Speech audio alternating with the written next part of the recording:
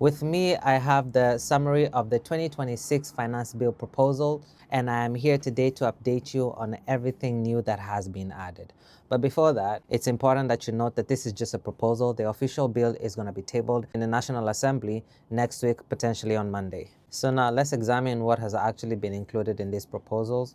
Spoiler, it's just as punitive as the previous ones, if not more. First things first, the current budget is going to be larger than the previous year's budget, with the government targeting 3.63 trillion in tax revenue for the year 2026-2027, with a wider budget deficit of 5.3% of total GDP, which is an uptick from 4.7% of the previous year.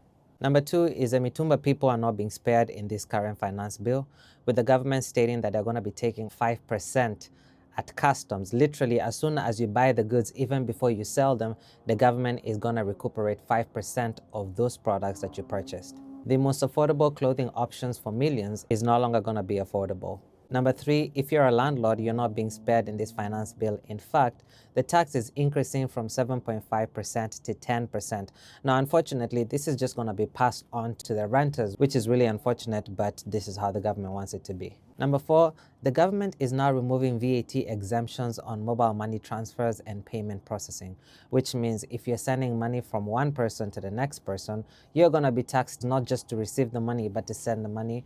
Additionally, if you're making any payments using mobile money, you will also be charged. And if you think the solution is then to use your bank card, you will also be charged a merchant fee. Now, it's a merchant who actually gets charged, but as we know, all companies will move the cost to the consumer. So you're going to be charged for making any purchase either using your bank or using your mobile money. Now, you might be remiss to think that corporations are going to be spared, but according to the new Income Tax Act, KRA has now been empowered to deem at least 60% of a company's undistributed income, which is profits, as dividends for tax purposes. This means that the government is going to be engaging in double taxation for corporations. I don't feel bad about this one. And finally, there will be a 25% excise duty on telephones for cellular and wireless networks as proposed. So now imagine this, you buy a phone to work, to hassle, to stay connected, and now the government wants to tax you 25% excise duty on that smartphone, triggered the moment you activate it. It's not when you import it,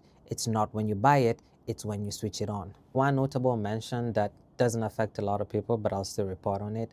They're now taxing bettings and winnings. So up to 20% of your winnings are going to be taxable. Just a recap, phones are going to be taxed, mitumbas are going to be taxed, hassles are going to be taxed, digital money is going to be taxed. What exactly is left for us as ordinary Kenyans to actually do with the money that we have? Kenya is really struggling for cash right now, and